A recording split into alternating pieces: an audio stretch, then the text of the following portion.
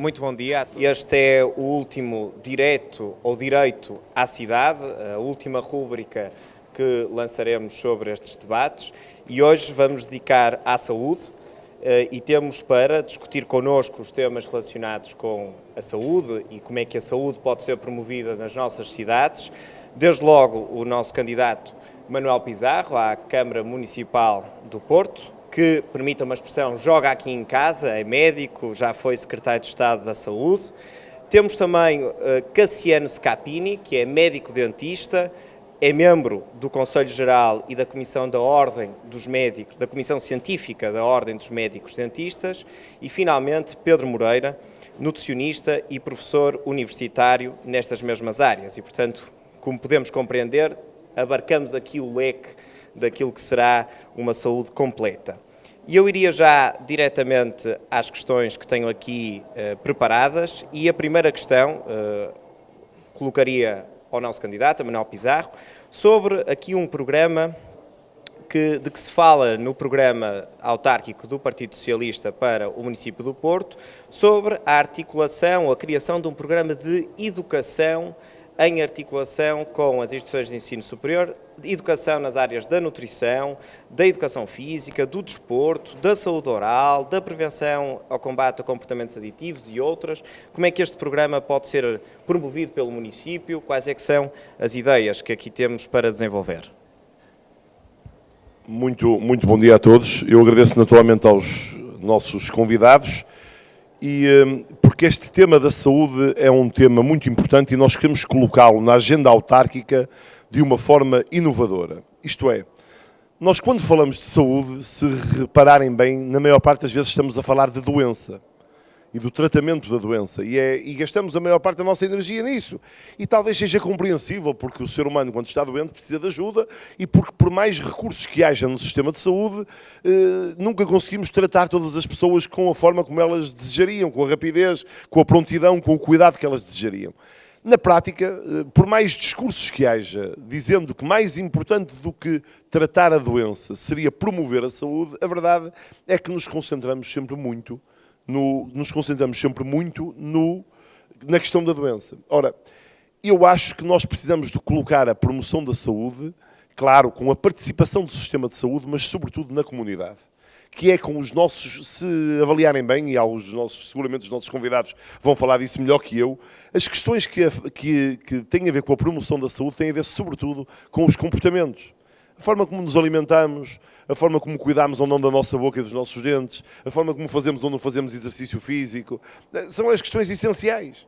O que quer dizer, isso não se trata dentro de um hospital ou dentro de um centro de saúde, isso trata-se na rua, na escola, no convívio da família, e por isso eu acho que a estratégia mais importante era utilizar a escola como local privilegiado de um grande programa de educação para a saúde que envolvesse o que o Porto tem de melhor. Olha, desde logo, a Faculdade de Ciências da Nutrição e Alimentação, que foi pioneira no país, as escolas de medicina dentária, a começar pela Escola de Medicina Dentária da Universidade, mas também as outras privadas que existem, e o conjunto destas instituições preparando um programa inovador de grande intensidade que fornecesse educação para a saúde nas escolas do ensino básico, com a expectativa de que, se o programa fosse adequadamente organizado, ele mobilizaria não apenas as crianças, mas também os professores e também as famílias, a certa altura tornando as escolas como um polo irradiador de literacia em saúde, que é uma coisa que faz muita falta. Então, permita-me agora aproveitar esta oportunidade e passar já aqui a Pedro Moreira e perguntar-lhe como é que, e se é que tem acontecido, como é que o município tem desenvolvido estas atividades com as escolas de ensino superior e se não as tiver desenvolvido, ou se já estiver desenvolvido, como é que podemos melhorar esta articulação entre o município e as instituições de ensino superior nesta área? Então, muito bom dia. A nutrição é, de facto, no Porto, um ex-libris. Aliás, o Porto, às vezes temos esta Associação do Porto, a cidade da ciência, e para a nutrição, como o Dr. Manuel Pizarro referiu, o Porto é também a cidade das ciências da nutrição, e é um grande orgulho nós vermos como é que o Porto pode ser pioneiro no ensino, na investigação, até no alavancar de uma profissão nova no país.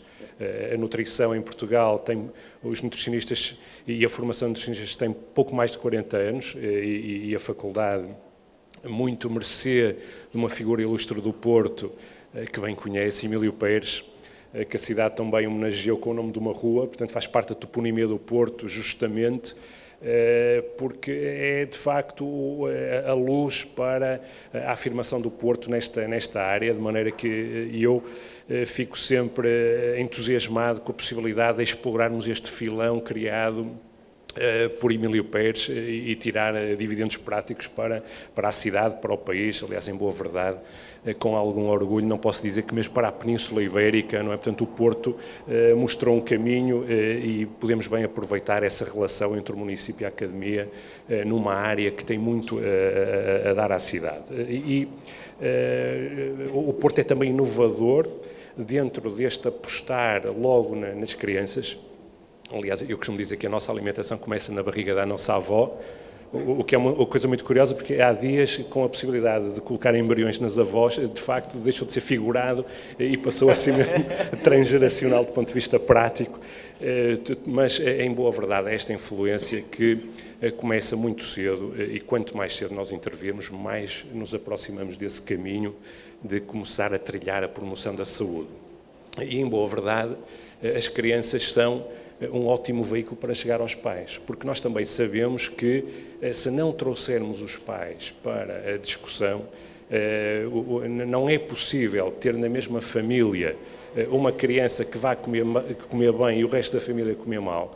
E, portanto, muitas vezes os pais pensam que isso é possível, mas em boa verdade eu não conheço crianças que seja possível mudar para melhor sem ter a família, sem ter os pais como exemplos, os irmãos, toda a família.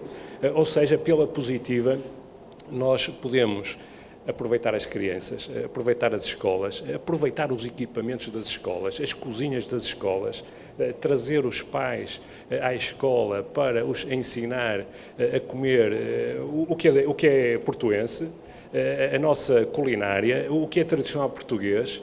E, em boa verdade, nós temos feito algumas atividades neste domínio que nós podemos aproveitar toda esta experiência para aprofundar, porque aquilo que nós vemos é que há uma certa gastronomia, ou seja, os franceses usam a mesma palavra, la gastronomie, para designar a perda da norma, a perda do saber comer. Isto compreende-se porque se nós não soubermos fazer um cozinhado, por muito simples que ele seja, jamais vamos ter a capacidade de fazer um bacalhau à gomes de sá ou fazer umas tripas com menos gordura e com menos sal, de maneira que seja uma coisa até muito interessante do ponto de vista nutricional. E, portanto, as crianças são de facto uma oportunidade fantástica para nós chamarmos as famílias, trabalharmos as famílias, e conseguimos este desafio brutal hoje, que é conseguir dar boa qualidade de comida com menos dinheiro.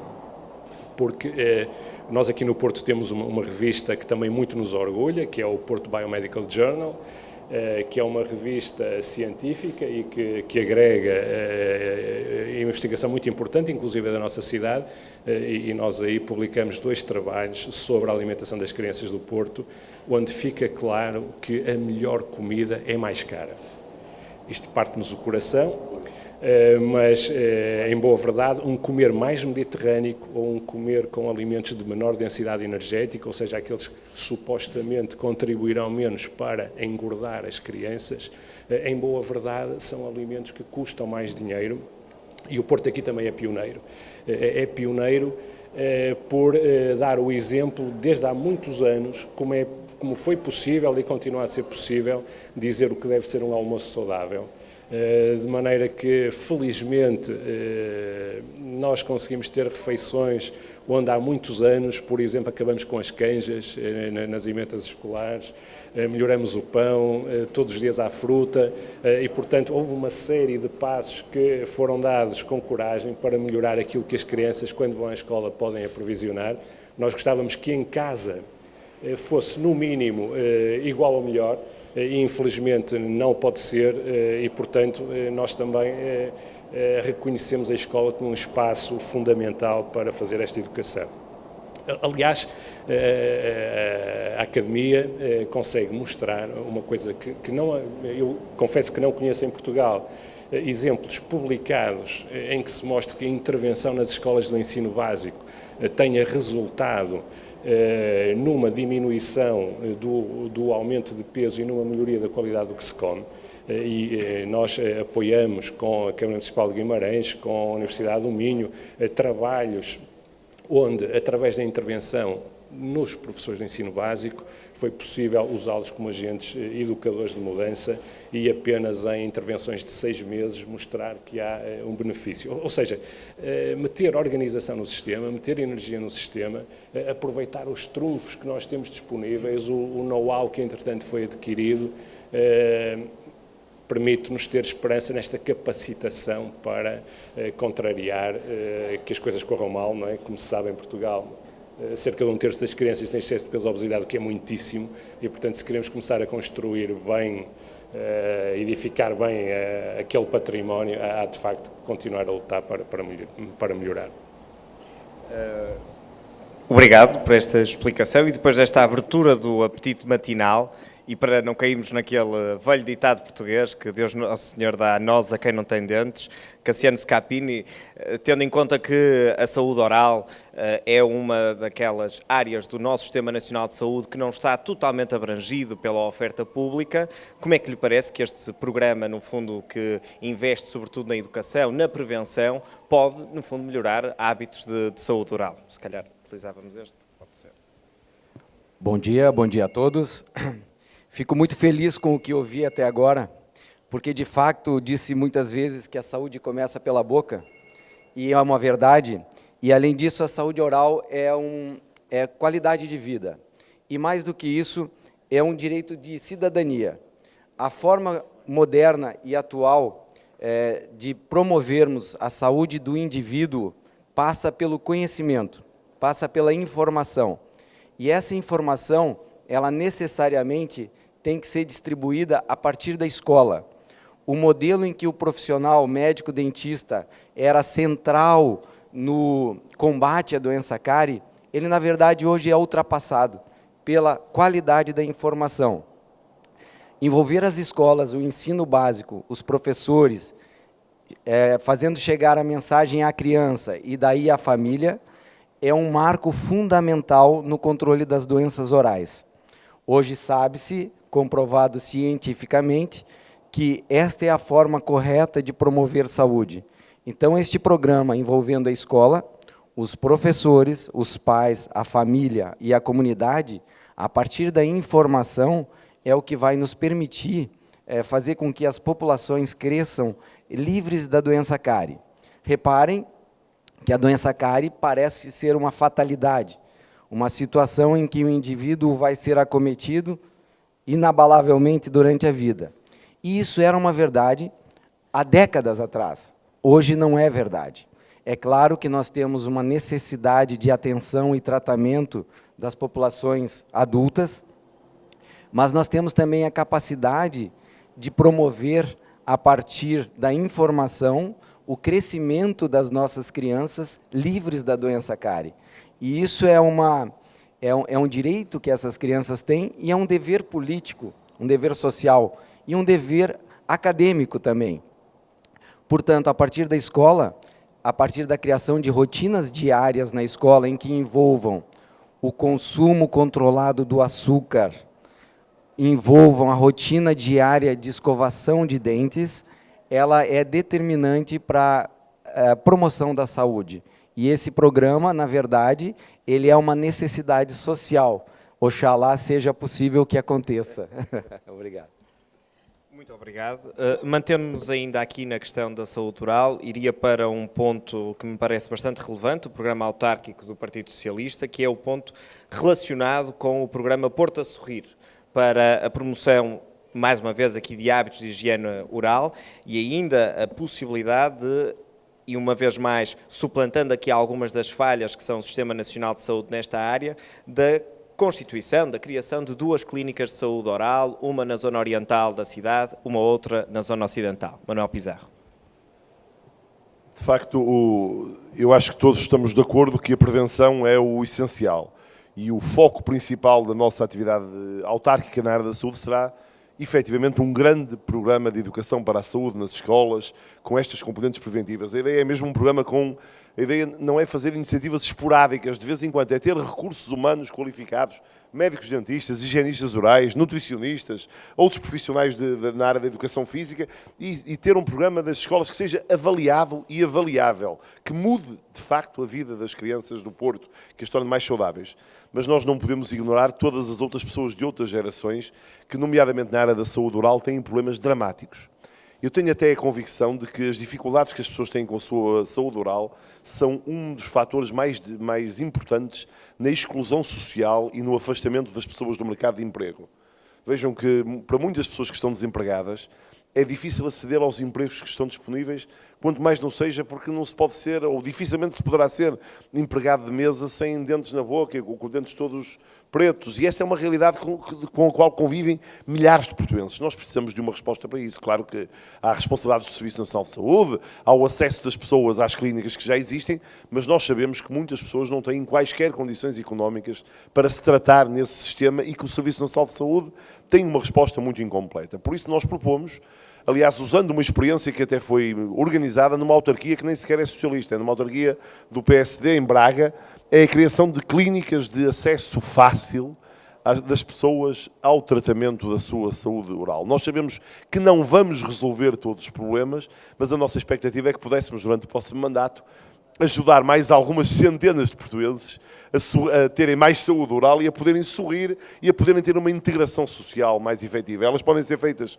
de várias maneiras, desde logo em colaboração com organizações não governamentais que já existem, e a nossa ideia era criar uma pequena clínica destas na zona oriental da cidade, uma outra clínica na zona ocidental e abri-las de forma a que as juntas de freguesia possam referenciar pessoas, as IPSS possam referenciar pessoas, isto é, que haja um acesso facilitado para que esta resposta seja dada. Aliás, isto tem uma outra lógica. É que o essencial do investimento que o município deve fazer no próximo mandato, o município deve arranjar soluções de parcerias engenhosas com fundos comunitários ou com parceiros privados para a maior parte dos investimentos materiais, para o botão. E depois deve investir o essencial dos seus recursos nas pessoas. E por isso é que eu acho que tem que haver recursos financeiros para um programa de saúde oral a sério para as pessoas que já têm cárie e para um programa de promoção da saúde para as crianças. Cassiano, só ainda, porque estamos nestas questões da saúde oral, avançaremos já para as restantes, mas apelando ao seu conhecimento científico, académico, profissional nesta área, parece-lhe que a exclusão social, de que nos falava aqui Manuel Pizarro, no fundo a exclusão daqueles que não tendo acesso aos cuidados de saúde também depois ficam fora daquilo que é a participação ativa na sociedade, é de facto um problema que, por exemplo, um município como o Porto deve combater, da sua experiência profissional, isso parece-lhe evidente? Sem dúvida. Hoje temos vários trabalhos que demonstram isso, a exclusão social que causa a perda dental e as questões psicológicas do indivíduo afetado por essas perdas, porque na verdade é uma mutilação e essa mutilação tem contornos bastante práticos no dia a dia. Então nós temos que aliar a atenção às necessidades, às demandas que existem na nossa sociedade e temos que ter uma resposta para essas demandas e, ao mesmo tempo que atendemos essas necessidades de tratamento, precisamos fazê-lo numa filosofia também de promoção de saúde, não só na infância, mas também na idade adulta. Porque o que vai controlar a atividade da doença são sempre os multifatores. O atendimento às necessidades, necessário, obrigatório, mas manter esse indivíduo com uma atividade da doença controlada. E aí vai sempre entrar o dia a dia, a rotina diária de saúde, seja para o bebê, para a criança ou para o adulto. E isso na cárie é muito simples hoje e envolve basicamente o controle do uso do açúcar, a diminuição da frequência da ingestão da sacarose e a higiene eficiente no sentido de remover dos dentes as bactérias que causam a doença. Portanto, a cárie hoje é muito conhecida, ela é muito bem entendida e basta que um indivíduo receba a informação para que ele mude de vida, para que ele promova uma nova boca para si próprio. E essa informação é tão simples quanto isso, Criar hábitos é que é mais difícil, envolve programas continuados. Realmente as ações esporádicas elas servem para boa propaganda, mas não vão resultar em boas práticas na vida, não é? Os hábitos eles necessitam ser acompanhados até a sua efetivação. Então julgo que sim, essas clínicas solidárias, essas clínicas de fácil acesso e também utilizando a própria rede que já há instalada, as universidades com as suas clínicas acadêmicas, por exemplo, podem trazer soluções a pessoas que não têm acesso a uma medicina dentária que ainda é cara, que no seu atendimento curativo é bastante onerosa, e então facilitaria com que essas pessoas tivessem acesso não só ao tratamento, mas também à informação atual, que consiste sempre em uma nova rotina diária. É a mesma coisa, exercício físico tem que fazer, escovar os dentes e controlar o açúcar tem que fazer, isso é no dia a dia. Permite só um comentário. Quando estávamos a preparar esta sessão outro dia numa conversa, o Cassiano contou-me uma coisa a respeito de... Nós temos mesmo a ideia de que é obrigatório haver cárie. Quer dizer, que toda a gente tem problemas com cárie. Os filhos dos médicos dentistas não têm cárie dentária. Portanto, é possível não ter cárie dentária. Então, com os médicos dentistas, não é em casa de ferreiro espeto de pau, já se percebeu. Há pouco falámos, Pedro, das nossas necessidades alimentícias. Eu agora queria mudar um bocadinho, no fundo, o tema da nossa conversa para passarmos para as nossas necessidades de queimar calorias e, portanto, de promovermos aqui um espaço urbano saudável que é propício à prática da atividade física. Há aquela atividade física, enfim, mais tradicional, o correr, o andar de bicicleta, o fazer marcha, etc. Mas também aqui um outro tipo de atividade física que depois está muito relacionado com a nutrição. E a minha pergunta é muito diretamente esta. Temos aqui previsto, no programa autárquico do Partido Socialista, que se apresenta a estas eleições, a criação de um parque rural do Porto. Portanto, a possibilidade de criarmos aqui uma experiência de maior amplitude das conhecidas hortas urbanas. Como é que nós conseguimos associar, no fundo, aquela necessidade educacional de que falávamos no início do nosso debate, com a criação de um parque rural do Porto? Portanto, de todos nós podemos ter o nosso pequeno quintal e produzir alguns alimentos, com a promoção de hábitos de vida saudável, no fundo, no que implica a prática do exercício físico e a capacidade de estarmos cá fora ao ar livre. De facto, ter direito a espaços verdes é um privilégio, não é? E hoje não se consegue falar de alimentação saudável sem se falar em ser fisicamente ativo, como também o inverso é verdadeiro, não é? É claro, não estamos a falar aqui de produzir atletas, mas ter uma cidade amiga de sermos fisicamente ativos e, portanto, aproveitarmos isso também como motivo para termos um modelo de alimentação convergente com esse potencial de saúde que as duas coisas nos podem dar. E há coisas muito fáceis de melhorar, não é? Desde a água, por exemplo, não é? Como um agente fundamental para hidratarmos bem, e nós ainda temos a sorte de poder beber água da torneira, não é? Como um veículo de um alimento fantástico, não é? E, portanto, temos que cultivar também esse hábito. Em boa verdade, isto parece uma coisa muito básica, mas nós sabemos que nos trabalhos que vamos fazendo aqui no Porto, que a percentagem de meninos com hipoidratação é muito maior do que aquela que seria de esperar. Não há uma rotina de beber água, portanto, bebedouros na cidade, parques onde se pode ter o acesso à água limpa, são obviamente instrumentos fáceis e que têm um grande impacto na saúde das pessoas. E depois, esta coisa notabilíssima que são as possibilidades de termos hortas. Em boa verdade, antes até trocávamos aqui algumas impressões e eu contava algumas das nossas viagens, ainda até com o Dr. Emílio Pérez nos anos 90 ao Maranhão, para promover as hortas como um espaço de educação alimentar das crianças. Há 2 ou 3 meses atrás estava em Santo Tomé num projeto com uma ONG para também com as escolas fazermos espaços para as hortas. Há ótimos exemplos de escolas também com esses espaços, mas que se tivermos um espaço vocacionado onde as crianças podem contatar com a terra. Aliás, é muito engraçado, nós há uns tempos tínhamos um professor de imunologia da Finlândia com quem colaboramos, e temos alguns trabalhos sobre o comer mediterrâneo e o quanto isso tem impacto na nossa capacidade imune e na nossa saúde.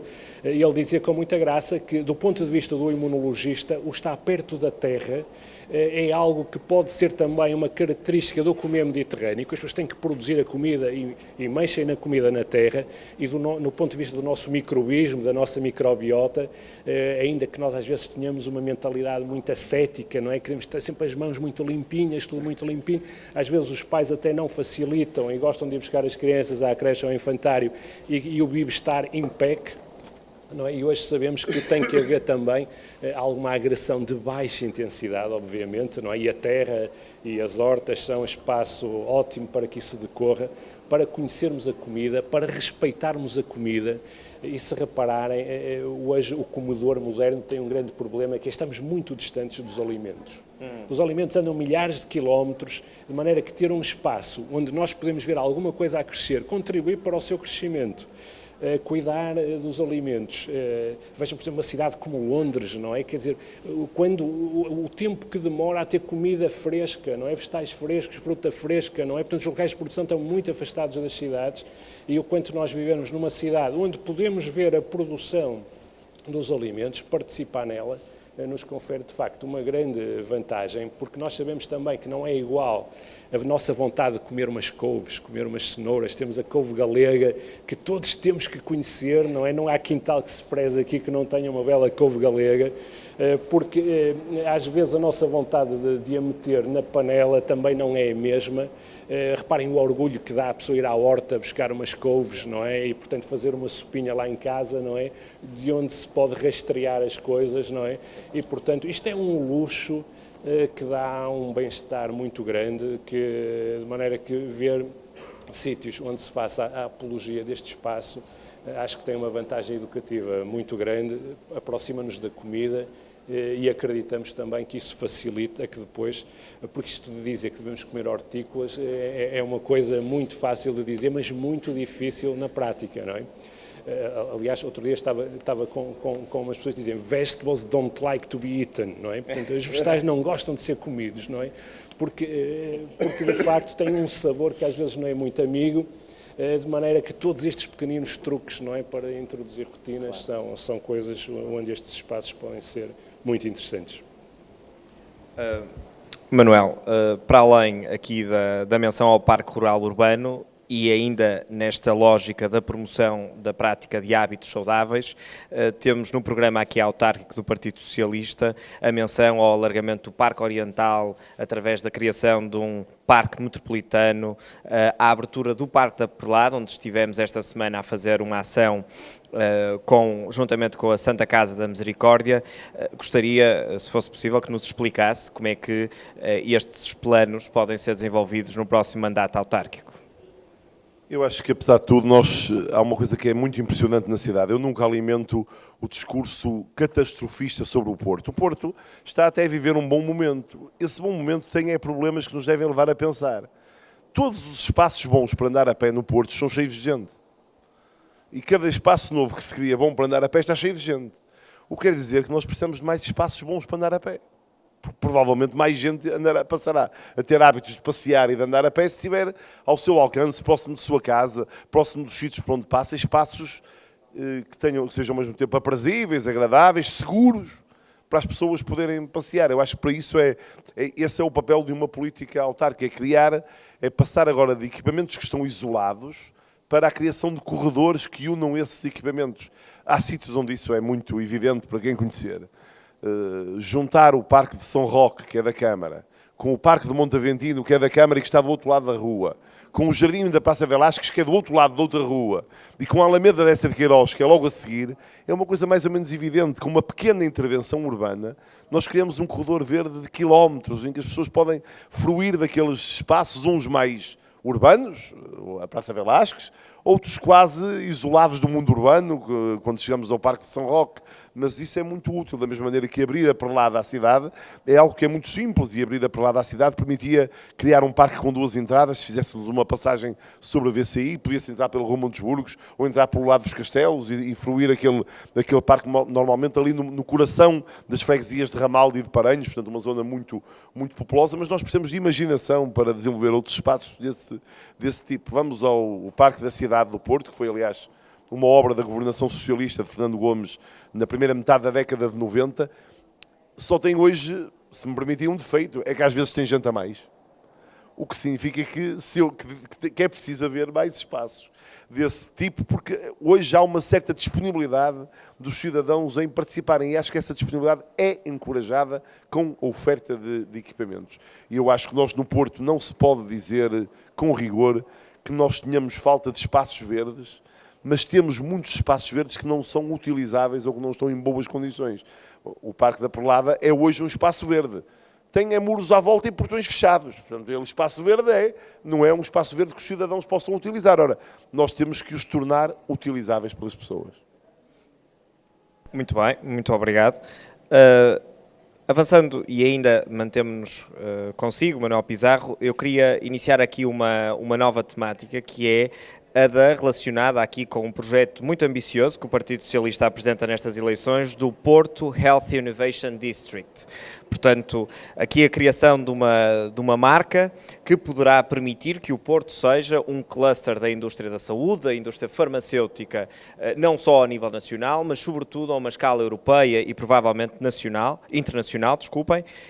E como é que nós ainda ligamos isto, por exemplo, a uma possível representação da área metropolitana do Porto junto da Comissão Europeia, porque me parece, mas corrija-me se eu estiver errado, que vamos precisar aqui de alguma captação e capacidade de atrair fundos europeus para este grande projeto.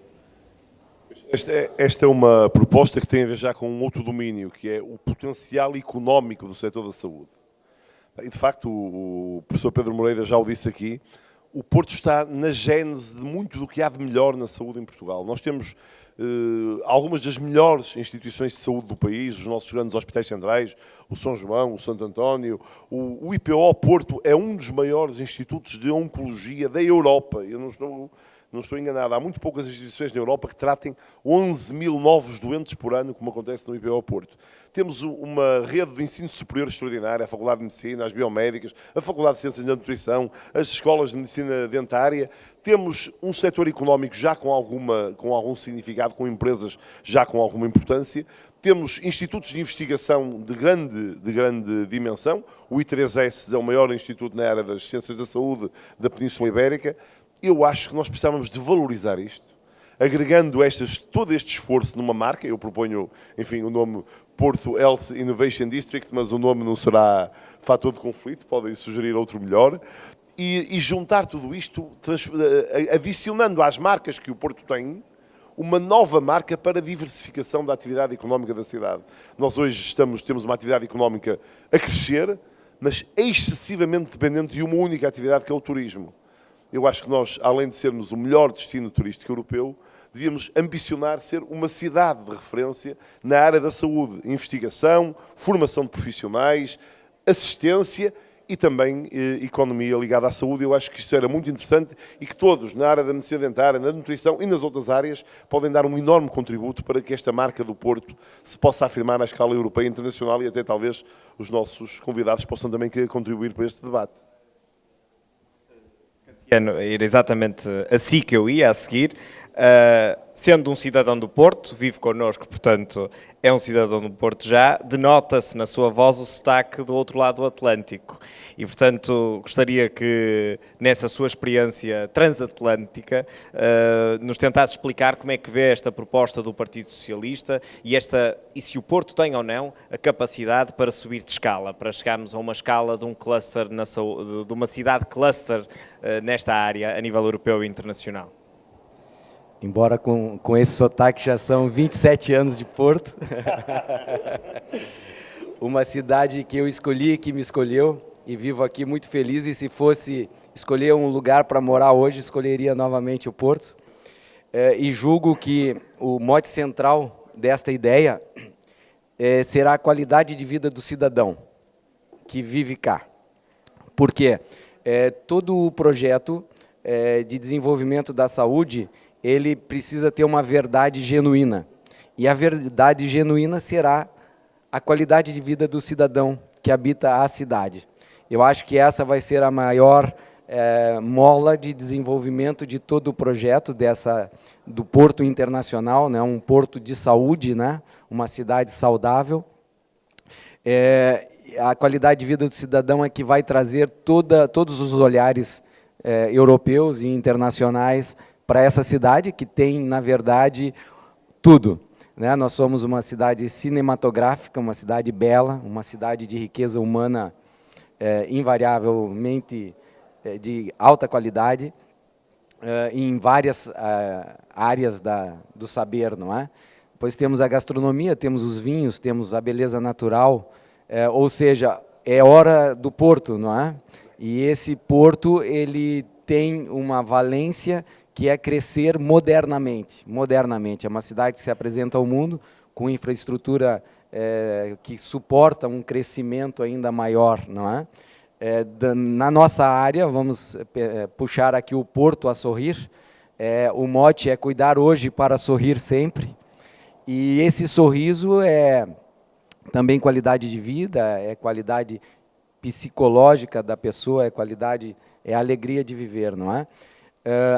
E nós temos, dentro desse Porto a Sorrir, na verdade, uma realidade para alterar, porque a Organização Mundial da Saúde imagina hoje, nos seus estudos, que 60% a 90% das crianças em idade escolar apresentam cárie dentária, por exemplo. Então, nós temos um grande desafio, e o desafio que eu vejo como fundamental é a criação da logística diária nas escolas, para que essas crianças façam a rotina diária de saúde oral. Alterar o funcionamento das escolas, a partir da informação, e trazer os professores para este trabalho de formação do cidadão, em que essas crianças tenham, além da informação, a possibilidade e a logística de fazer uma escovagem diária na escola, será o grande desafio do nosso projeto e deste programa. Porque, a partir daí, a família vai ser envolvida, como nos aspectos da nutrição, aqui nos aspectos da saúde oral. Fazer uma escovação eficiente, supervisionada na escola, é o grande desafio. E esse desafio vai trazer a família, a partir de uma segunda escovação em casa, com o intuito de controlar a cárie, e a partir da nutrição e o controle do uso do açúcar, possibilitar uma menor atividade das doenças orais. Então, nós temos grandes desafios que são simples, mas que são engenhosos. Não sei se o Pedro também quer. Eu, aliás, também ia lançar já a pergunta, e já temos o tempo a contar, é uma pena, passa rápido, mas, Pedro Moreira, como lhe dizia, esta ideia do Porto Health Innovation District acaba por colocar também um novo desafio às instituições de ensino superior, que estão normalmente habituadas a produzir conhecimento científico, académico de relevo para a sociedade, mas se calhar em Portugal ainda pouco habituadas a fazer o salto para a empresa, a fazer o salto para a produção de riqueza, no fundo, e de criação de emprego. Não? Sim, eu acho que como máxima se pode reconhecer, essa é uma crítica transversal, ainda que eu reconheça que no Porto, de facto, há, como o Dr. Manuel Pizarro referia, um conjunto de instituições de tanta qualidade que vermos a capacidade de as juntarmos e o potencial acrescentado na nutrição, a inovação.